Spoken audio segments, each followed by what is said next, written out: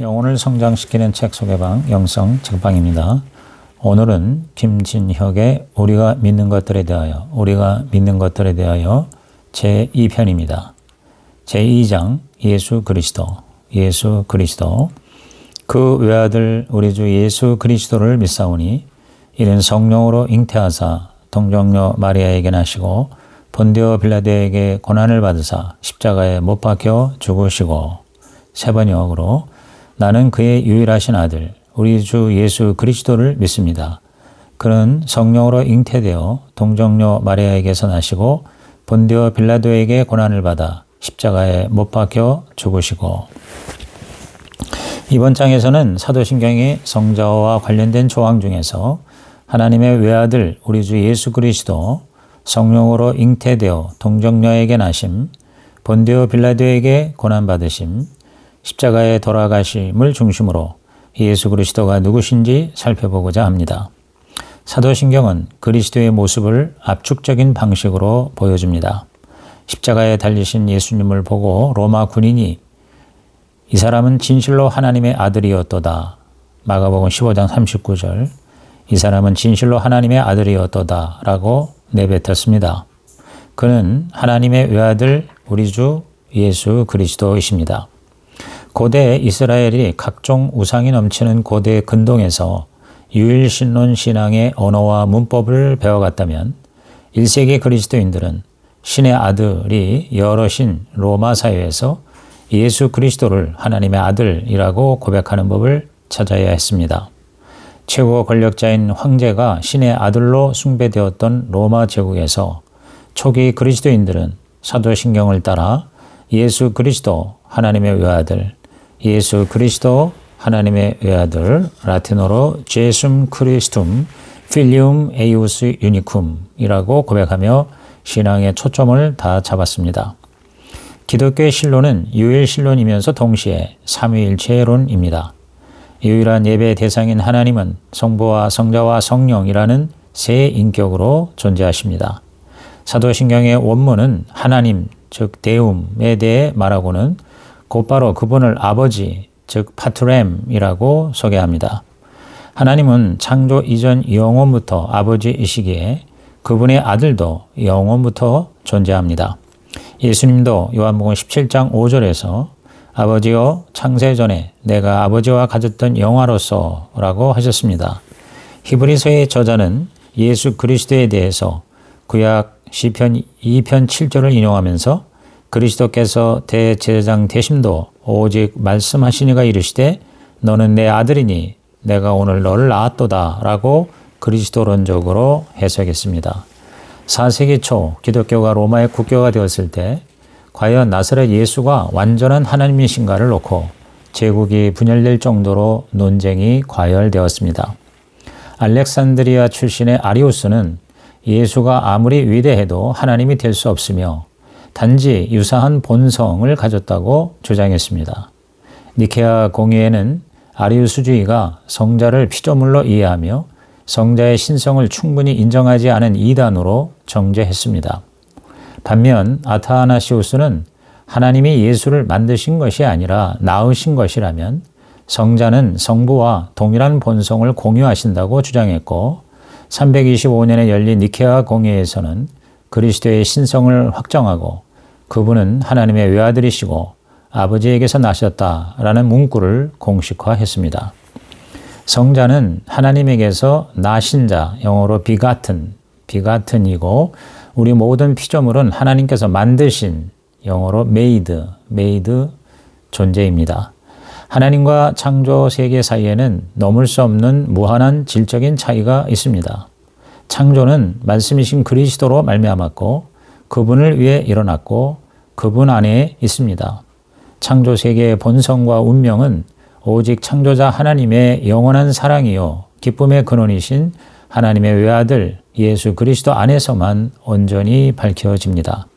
성부, 성자, 성령의 친밀한 관계와 그로부터 흘러넘치는 기쁨은 삼위 하나님 안에서만 무한히 맴돌지 않고 그리스도를 통해 창조되고 그리스도 안에 있는 세계로 확대됩니다. 이것이 바로 기독교의 정수입니다. 우리는 성부가 성자에게 자신을 선물하며 주셨던 그 신적인 사랑을 성령을 통해 선물로 받게 됩니다. 그래서 우리는 하나님의 아들과 함께 상속을 받는 하나님의 자녀가 됩니다. 성육신 하셔서 우리와 함께 거하시는 성자는 하나님과 세상을 화해하게 하시며 하나님 앞에서 온 인류를 대표하십니다. 성부와 성자 사이의 사랑이신 성령은 창조 세계에도 현존하시며 하나님과 우리 사이에서 사랑의 끈이 되십니다. 그러므로 성부와 성자가 완전한 사랑 안에서 서로를 선물로 주고받듯 우리도 그리스도 안에서 성령에 의하여 하나님의 선물을 받고 또 하나님께 선물을 되돌려 드릴 수 있습니다. 성자 안에서 우리가 성부 하나님으로부터 받는 은혜는 단지 죄사함의 약속만이 아닙니다. 하나님은 자신을 선물로 주시면서 우리도 성자처럼 자신을 선물로 줄 수 있는 존재로 변화되게 하십니다. 이것이 하나님께서 우리를 삼위 하나님과의 교제로 초청하시는 방식입니다. 이는 삼위 하나님에 대한 신앙 안에서만 맛볼 수 있는 참으로 놀라운 신비입니다. 사도신경은 하나님의 외아들에 대해 설명한 후 그분이 누구신지 호칭과 이름을 거론하며 소개합니다. 그분은 우리 주 예수 그리스도이십니다. 유대인은 하나님의 이름인 야훼를 주님을 뜻하는 아도나이로 바꿔서 읽었고 히브리어 구약 성경을 헬라어로 번역할 때도 야훼를 주님을 뜻하는 헬라어 규리오스로 옮겼습니다. 그 단어가 신약에서 예수 그리스도의 호칭으로 사용된 것입니다. 당시 큐리오스는 신의 아들이라는 의미에서 로마 황제에게도 붙여졌습니다. 이런 맥락에서 나사렛 예수가 우리 주님이라고 불린 것은 매우 중요한 의미가 있습니다. 유일신론적 배경을 가진 유대인들이 하나님 한 분께만 사용한 호칭을 시골 출신의 한 사내에게 부여한 것이기 때문입니다. 예수를 주님이라고 부른 것은 그리스도의 신성이 교리적으로 증명된 후에 사용된 것이 아니라 예수님을 향한 예배와 기도를 드릴 때 부른 것입니다. 즉, 기도의 규칙이 신앙의 규칙이라는 명제가 증명된 것입니다. 예수를 그리스도와 주로 고백하는 것은 공동체의 예배와 개인의 경건을 위해 꼭 필요한 언어와 문법이 된 것입니다. 예수는 히브리어로 구원자라는 뜻이고 그리스도는 메시아, 즉 기름 부음 받은 자입니다. 메시아의 헬라어가 바로 그리스도입니다. 이처럼 성육신한 영원한 성자는 예수와 그리스도라는 구원론적 의미가 강한 유대적 이름과 헬라적 호칭을 함께 가지게 되었습니다. 이는 예수 그리스도를 주라 부르는 사람은 유대인이든 헬라인이든 상관없이 누구나 다 하나님의 자녀가 되는 길이 열린 것을 의미합니다. 요한복음은 성자가 인간이 되시면서 이름이 필요하여 그제야 예수라는 이름이 생긴 것이 아니라 예수 그리스도가 영원한 하나님의 외아들이라고 말합니다.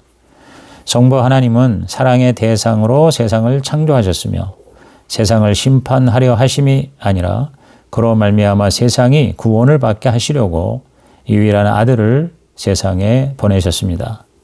예수 그리스도는 성부의 뜻에 순종하여 인류의 비극과 고통의 역사 속으로 발을 내디디셨습니다. 성령은 삼위 하나님의 내적 관계에서 성부와 성자 사이의 사랑의 끈이 되시듯 영혼과 시간 사이의 골을 넘어 영원한 성부와 성육신하신 예수 그리스도 사이를 붙잡으셨습니다.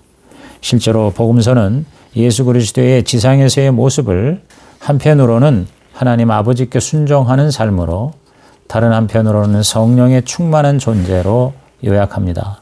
그렇다면 이제 성령께서 영원한 성자가 세상에 들어오는데 어떤 역할을 하시는지를 살펴보겠습니다. 성령으로 잉태되고 동정녀 마리아에게 나심. 성령으로 잉태되고 동정녀 마리아에게 나심. 성령의 잉태와 동정녀 탄생은 예수 그리스도의 신성을 이야기할 때 항상 붙어 다닙니다. 나사렛 예수는 생물학적 인간 아버지는 없고 영원한 성부로부터 나셨기에 참 하나님이십니다. 동시에 그분은 인간 어머니의 태에서 자라고 태어난 참 인간이십니다. 인간 아버지가 없다는 것은 원죄 유전이 없다는 것입니다. 그래서 예수님은 인간이시면서 유일하게 죄가 없으신 분이십니다. 히브리서 4장 15절. 인간의 타락은 말씀에 대한 하와의 불순종 때문에 시작되었다면 인간의 구원은 말씀이신 성자를 받아들인 마리아의 순종에서 시작되었습니다. 구원에 있어서 하나님 말씀에 대한 순종의 중요성은 아무리 강조해도 지나치지 않습니다. 마리아의 순종은 성자의 순종에 대한 아멘이었습니다. 하나님의 말씀이 육신이 되어 역사에 등장할 때 마리아는 그 말씀을 듣고 순종했던 최초의 인간이었습니다. 성부의 뜻을 실현하기 위한 성자의 순종이 먼저 있었고 이에 상응하는 마리아의 순종으로 말씀이 육신이 되셨습니다. 마리아의 이야기는 인간이 하나님의 구원에 참여하는 신비로운 방식을 들려줍니다. 그것은 세상을 개혁하고 나를 변화시키려는 열정과 열심 이전에 하나님의 말씀이 나를 통해 역사 속에서 현존하도록 그분을 향해 자신을 개방하는 일입니다. 그것이 바로 순종의 혁명입니다. 본디오 빌라도에게 고난을 받으심. 본디오 빌라도에게 고난을 받으심. 사도신경은 본디오 빌라도라는 기이한 이름을 등장시킵니다. 셀 수 없이 많은 사람들이 매주 사도신경으로 신앙을 고백하며 우리 구주 예수님에게 사형을 선고한 그의 이름 빌라도를 기억합니다.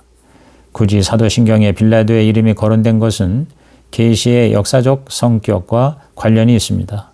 로마 통치를 받던 1세기 팔레스타인에서 말씀이 육신이 되었다는 것은 말씀이 시간적으로 역사적으로 되셨음을 보여줍니다. 빌라도의 재판정에서 하나님 나라와 세상 국가와의 만남도 보게 됩니다.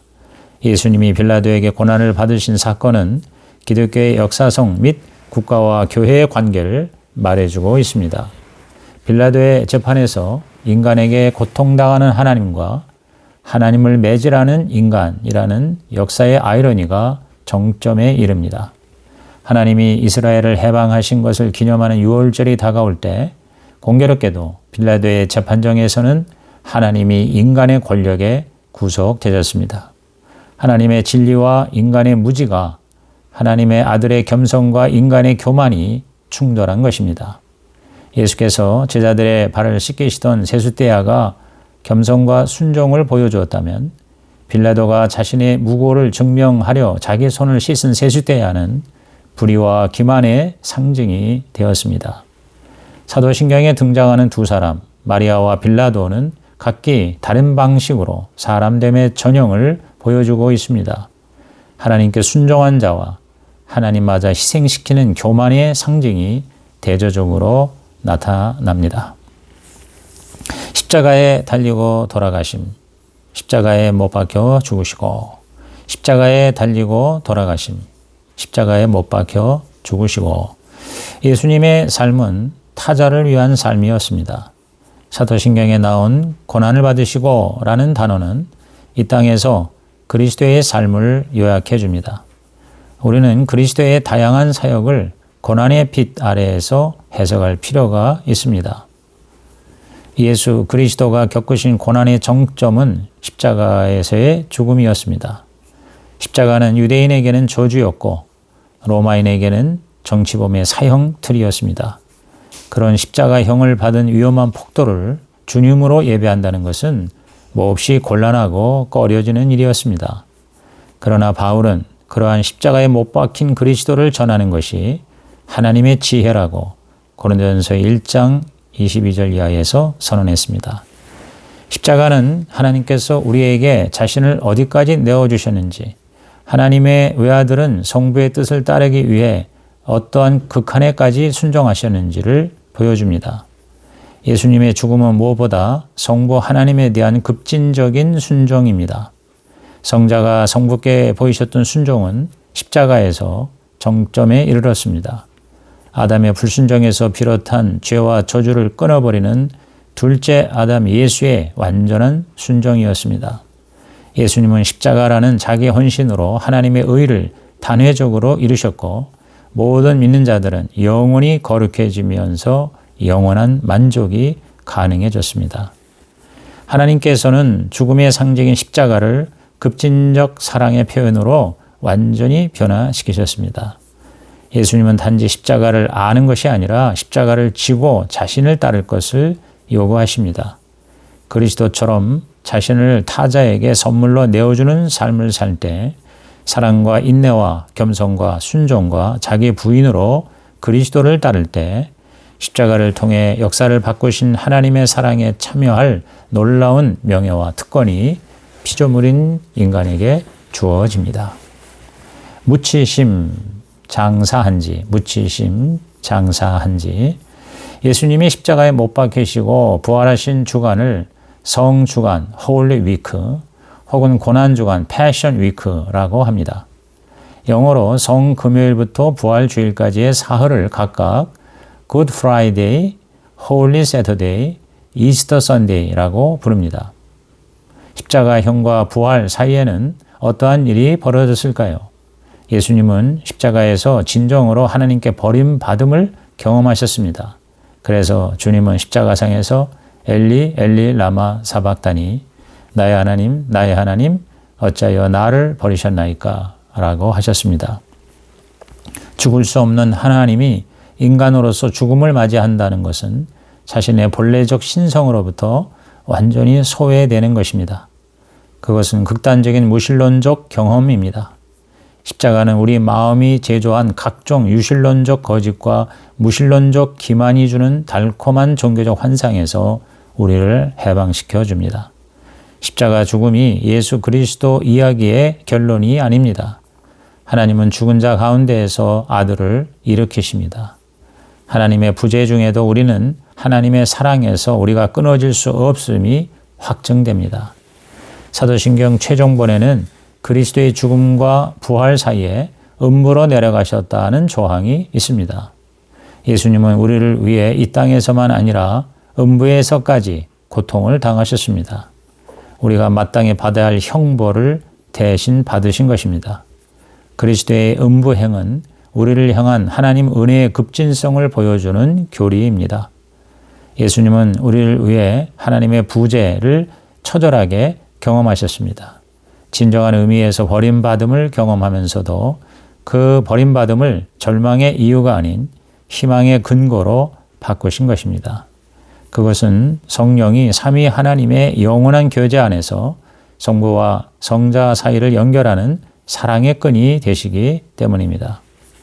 무덤 속 그리스도를 삼위일체론적 관점에서 바라볼 때 우리는 여기서 다른 어디에서도 보기 힘든 희망의 이유를 발견할 수 있습니다. 철저하게 하나님의 부재를 우리 대신 경험하신 예수님 때문에 우리가 아무리 하나님에게서 멀리 떨어진다고 해도 그분의 은혜로부터 완전히 단절된 그런 상태란 있을 수 없습니다. 그렇게 우리의 의심과 괴로움과 불신이 아무리 크다고 해도 우리를 우리 주 그리스도 예수 안에 있는 하나님의 사랑에서 끊을 수 없습니다. 로마서 8장 39절. 이것이 그리스도의 십자가를 기억하고 동시에 부활을 기대하면서 성토요일에 우리가 깊이 묵상해야 할 복음의 메시지입니다. 그리스도의 순환과 죽음은 그 자체로 심오한 구원론입니다. 십자가는 하나님과 인류가 화해하게 함으로써 인간에게 새로운 가능성을 부여하는 결정적 사건이었습니다. 그분은 십자가에 돌아가신 후 사흘 만에 장차 있을 부활의 첫 열매로 죽음을 이기셨습니다. 부활과 함께 옛 창조의 질서에 속하지 않는 새로운 인류가 역사에 등장했습니다. 참 하나님이신 성자가 인간이 되신 것은 단지 인류의 죄를 사하기 위함만이 아니라 자신과 같이 우리도 참 인간이 될 수 있는 기적을 이루시기 위함입니다. 그리스도는 부활 후 승천하셨지만 참 인간을 만드신 그분의 사역은 성령을 통해 세계 곳곳에서 지금도 진행 중입니다. 제3장 사람. 장사한 지 사흘 만에 죽은 자 가운데에서 다시 살아나시며 하늘에 오르사 전능하신 하나님 우편에 앉아 계시다가 저리로서 산 자와 죽은 자를 심판하러 오시리라. 장사된 지 사흘 만에 죽은 자 가운데서 다시 살아나시며 하늘에 오르시어 전능하신 아버지 하나님 우편에 앉아 계시다가 거기로부터 살아있는 자와 죽은 자를 심판하러 오십니다. 사도신경은 우리가 믿어야 할 내용도 있지만 우리가 삼위일체 하나님을 어떤 방식으로 믿어야 하는지에 대해서도 알려줍니다. 사도신경을 통해 기독교 신앙을 성찰하면 영원부터 하나님은 예수 그리스도의 아버지라는 것, 창조는 사랑의 힘인 전능으로 이루어졌다는 것, 예수 그리스도의 성육신과 십자가는 피조물에 감춰졌던 본성을 계시하고 창조주로부터 소외되었던 인간을 회복시킨다는 것을 알게 됩니다. 기독교 신앙은 궁극적으로 인간과 하나님과의 연합을 목표로 합니다. 그렇다면 인간은 무엇이길래 하나님의 거룩한 본성에 참여할 수 있는 것일까요? 사도신경에 나타난 성부와 성자와 성령에 관한 조항을 배경 삼아 인간이란 어떠한 존재인지를 성찰할 수 있습니다. 이번 장에서는 피조물 인간과 수동태적 인간을 다루고자 합니다. 그리고 그리스도의 부활과 승천을 통해 그리스도 안에 새로운 존재로서의 인간을 소개한 후 심판하러 다시 오심과 관련하여 죄인으로서의 인간을 살펴보겠습니다. 부활하고 승천하고 재림하실 예수 그리스도 자신이 역사 속에 등장한 참 인간이십니다. 천지와 창조자와 피조물 인간, 천지와 창조자와 피조물 인간.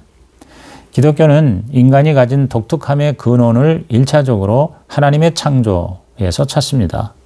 태초에 하나님께서 만물을 지으실 때 인간을 우주 속에서도 특별한 위치에 두셨습니다. 창세기 1장은 인간이 하나님의 형상으로 만들어졌음을, 창세기 2장은 인간이 몸과 영혼의 통합체로 창조되었음을 알려줍니다. 하나님의 형상은 성부와 성자와 성령의 친밀한 교제를 반영하는 인간의 근원적 관계성입니다. 하나님의 형상에 대해서는 4가지 질문이 가능합니다. 첫째, 하나님 형상으로서 인간의 독특함은 어떻게 해석해야 하는가? 둘째, 하나님께서 만드신 첫 인간 아담은 완전한 형상을 지녔는가? 셋째, 타락 이후 하나님의 형상은 없어졌는가? 넷째, 하나님 형상으로서 우리는 어떻게 살아야 하는가? 첫째, 하나님은 인간을 남자와 여자로 자기 형상대로 창조하시고 생육하고 번성하고 다스리라고 하셨습니다. 하나님의 형상이란 가시성 및 대표성을 의미합니다. 영이신 하나님을 대표하고 가시적인 몸을 가진 하나님의 형상으로서 인간은 창조 하나님의 뜻에 따라 온 세상을 보살피고 관리할 책임이 있습니다. 그리고 인간은 온 세상을 대표하여 하나님께 감사와 찬미를 드리는 존재이기도 합니다. 둘째, 하나님 형상으로서의 아담은 완전한 피조물이 아닙니다. 창조 세계에서 하나님을 대표하는 완전한 형상은 아담이 아니라 그리스도이십니다. 골로새서 1장 15절에서 말했듯이 그는 보이지 아니하는 하나님의 형상이요 모든 피조물보다 먼저 나신 자이기 때문입니다. 그리스도교적 인간 이해는 첫 인간인 아담이 아니라 참 인간인 예수 그리스도가 시작점이자 목표점이 됩니다. 더 나아가 그리스도가 하나님의 형상이라는 것은 기독교 예술의 발전에도 영향을 끼쳤습니다. 이콘 혹은 아이콘으로 보이는 하나님의 형상으로서 그리스도의 인간성을 묘사할 수 있는 이유가 바로 여기에 있습니다. 셋째, 타락 이후에도 인간은 여전히 하나님의 형상을 잃지 않고 있습니다. 노아의 홍수 이후 하나님은 노아와 언약을 맺으시면서 다른 사람의 피를 흘리지 말라고 하신 이유로 하나님이 자기 형상대로 사람을 지으셨기 때문이라고 했습니다. 창세기 9장 6절. 반면 신약에서 바울은 하나님의 형상이신 그리스도의 형상을 닮아가는 것이 인간의 궁극적인 목표라고 가르칩니다. 고린도후서 3장 18절. 성령의 도우심으로 우리가 그리스도의 형상을 닮게 된다는 말을 뒤집으면 현재 죄인의 상태에 있는 인간에게 부여된 하나님의 형상은 결핍이 있으며 신적인 치유를 통해서만 그 형상이 회복되고 완성된다는 의미가 담겨져 있습니다. 넷째, 하나님의 형상에는 윤리적인 의미가 있습니다. 성부와 성자의 사랑을 근거로 하나님의 형상으로서의 인간의 특별함도 다른 피조물 위에 군림하는 우월함이나 힘의 행사가 아니라 자기 자신을 타자의 생명과 행복과 번영을 위해 내어줄 수 있는 능력이 인간에게 있다는 것입니다. 인간의 한계를 잘 아시는 주님께서 하나님 사랑과 이웃 사랑을 가장 위대한 계명으로 주신 것도 하나님의 형상으로서 인간이 고귀한 잠재력을 가지고 있기 때문입니다. 그러므로 하나님의 형상은 현실에서 인간이 보이는 고질적인 자기중심성과 반대되지만 은혜 안에서 인간이 궁극적으로 되찾을 존재론적인 결정입니다. 성자의 순종과 수동태적 인간, 성자의 순종과 수동태적 인간. 사도신경에서는 성자에 해당하는 조항만 명사가 아닌 동사, 그것도 수동태 동사가 사용되고 있습니다. 예수님은 성령으로 잉태되었고 동정녀 마리아에게 나시고 빌라도에게 고난을 당하시고 십자가에 달리시고 죽으시고 매장되셨다는 동사가 다 수동태입니다. 영원한 성자가 성부의 뜻에 순종하신 것을 볼 때 수동태만큼 그분의 삶을 잘 표현하는 문법도 없을 것입니다. 성부께 순종과 감사로 자신을 되돌려 선물하신 영원하신 성자는 지상에서도 성령에 이끌려 아버지께 순종과 감사로 사셨습니다. 참 인간으로서 그리스도가 인류가 궁극적으로 닮아가야 할 목표이기에 기독교적 인간상도 역사 속에서 그리스도의 수동태적 삶에 상응해야 합니다. 현상적으로 내가 능동적으로 말하고 행동하더라도 그 심층 구조에서는 하나님의 말씀하신 것에 대한 전인격적 반응이 될 때 우리는 그리스도와 같은 삶을 살게 됩니다. 인간은 자기가 삶의 주인이 아니라 자신을 만드시고 찾아오시는 하나님께 반응함으로써 자아를 형성해가는 존재입니다. 이것은 세상의 일반적 인간의 모습과는 다른 것입니다. 주체적으로 살아가라는 세상의 가치관과 배치되는 삶의 자세입니다. 자기 애로 거대하게 살찐 자아를 가진 인간은 거짓된 자기 이해를 스스로 벗어버리지 못합니다. 기독교는 각 개인이 하나님과 고유한 인격적 관계를 맺지 않고서는 혹은 기존의 부자연스러운 상태에서 벗어나게 하는 부드러우면서도 강력한 힘인 은혜의 체험 없이는 자아를 찾을 수 없습니다. 인간의 자율성을 중요시하고 자기 개발을 독려하는 현대 사회에서 이러한 기독교적 인간 이해는 보편적인 설득력을 얻기가 어렵습니다. 참 자기가 되기 위해서는 타자에 의해 환영받고 용서받는 원초적 경험이 필요합니다. 참으로 자유하게 되려면 타인뿐 아니라 우리를 환대하며 생명의 양식을 주시는 하나님과의 만남이 있어야 합니다. 사도신경을 통해 얻는 기독교적 인간은 단순한 수동적 존재가 아닌 수동태적 존재가 되어야 합니다. 예수님처럼 자기 뜻에 따라 삶을 독자적으로 사는 것이 아니라 순종과 감사를 통해 하나님의 뜻을 물으며 일상에 충실하게 살 때 진정한 사람됨을 실현할 수 있습니다. 우리가 삶의 한복판에서 하나님 말씀을 듣고 자아를 개방한다면 하나님께서는 피조물이자 죄인으로서 한계에 갇힌 우리가 말씀에 반응할 수 있도록 리스판스 할 수 있는 능력을 주십니다. 여기서 능력이 바로 어빌리티고, 그래서 리스판스와 어빌리티의 합성이 리스판서빌리티, 즉 책임적 존재입니다. 즉 말씀의 청취자인 그리스도인은 역사 속에서 자신이 처한 고유한 위치에서 책임, 리스판서빌리티와 함께 살아가는 존재로 새롭게 태어나는 것입니다. 사흘 만에 죽은 자 가운데서 다시 살아나심. 사흘 만에 죽은 자 가운데서 다시 살아나심. 부활하신 예수님은 자기를 재판했던 대제사장이나 총독과 같은 권력자들 앞에 나타나지 않으셨습니다. 만약 그러셨다면 그리스도의 부활을 의심할 사람들이 현저히 줄고 예수님을 주님으로 고백하는 사람들이 넘쳤을 것이고 명절을 지키고 돌아가는 사람들에 의해 복음이 삽시간에 팔레스타인 전역으로 전파되었을 것입니다. 그러나 예수님은 그런 쉬운 방법으로 자신의 부활을 증명하려 하지 않으셨습니다. 그 결과 부활에 대해 회의적인 사람이 적지 않았습니다. 이런 상황에서 초기 기독교인들은 부활신앙의 모든 것을 거는 엄청난 모험을 시도했습니다. 신약성경이 그리스도의 부활을 그렇게 중요하게 여긴 이유는 부활과 함께 하나님의 새로운 창조가 역사 속을 뚫고 들어왔기 때문입니다. 새 창조로서의 부활은 피조물의 대표로서 인간이란 어떤 존재인지에 대해서 새로운 통찰을 가지게 합니다. 그리스도는 자신의 힘으로 부활하신 것이 아닙니다. 하나님께서 예수를 죽은 자 가운데서 일으키신 것입니다. 죽음을 이긴 힘의 근원은 하나님이십니다. 하나님은 아들의 죽기까지 행한 순종에 부활의 기적으로 신실하게 답하셨습니다. 죽음으로서의 부활은 삼위 하나님 모두가 참여하는 사건이었습니다. 바울에 의하면 성부는 성령과 함께 성자를 죽음에서 일으키셨습니다. 로마서 8장 11절.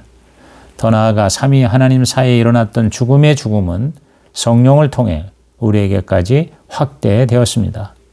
그리스도 예수를 죽은 자 가운데서 살리신 이가 너희 안에 거하시는 그의 영으로 말미암아 너희 죽을 몸도 살리시리라. 예수 그리스도의 죽은 자 가운데서의 부활은 죽은 자들을 뒤에 남겨두는 부활이 아니라 죽은 자들과 함께하는 부활입니다. 부활은 나사렛 예수 한 사람의 일회성 사건이 아니라 하나님 아들의 영원한 생명에 참여할 새로운 인간성이 역사 속에 등장한 사건입니다. 죽음으로 향하는 존재로서 인간의 역사는 끝장나고 부활로 향하는 존재로서의 인간의 역사가 시작이 된 것입니다. 아담이 성취하지 못한 참 사람됨이 성육신하고 부활하신 성자 예수에게서 나타났습니다. 인간은 성령을 통해 죽을 운명에서 일으켜짐으로써 예수 그리스도의 생명에 참여하고 마침내 하나님 아들 되신 그분 안에서 삼위 하나님의 교제 안으로 들어 올려지게 됩니다. 얼마나 놀라운 신비입니까? 그렇다면 이 땅에 속한 그리스도인이 하나님께로 들어 올려진다는 말, 무엇을 의미하는 것일까요? 하늘에 오르셔서 전능하신 하나님 우편에 앉아 계심. 하늘에 오르셔서 전능하신 하나님 우편에 앉아 계심. 성육신 하시고 십자가에 달리신 예수님은 매장되어 죽음의 바닥까지 내려가셔서 죽을 운명을 지닌 인간과 함께 계십니다. 이제 그분은 죽음에서 일으켜 세워지시고 하늘로 올라가셔서 하나님 오른편에 계십니다. 오른편은 존경과 명예와 권위와 영광을 상징합니다. 가장 낮은 곳까지 내려가셨던 예수님의 본연의 영광을 드러냅니다. 승천교리는 단지 그리스도가 어디에 계신지를 알려주는 것 이상으로 그리스도 안에 인간에 관한 가르침입니다. 부활하신 그리스도는 승천하실 때 혼자가 아니라 인류와 함께 성부 오른편으로 가셨습니다. 아담의 모든 후손에게 폐쇄되었던 하늘나라의 출입문을 우리에게 활짝 열어주신 것입니다. 우리도 하나님 우편의 교제로 초대받은 것입니다. 기독교처럼 인간의 한계를 가르치면서도 신적 존엄을 부여하는 종교는 없습니다. 하나님 우편에 앉아 계신다는 것은 현재형 동사입니다.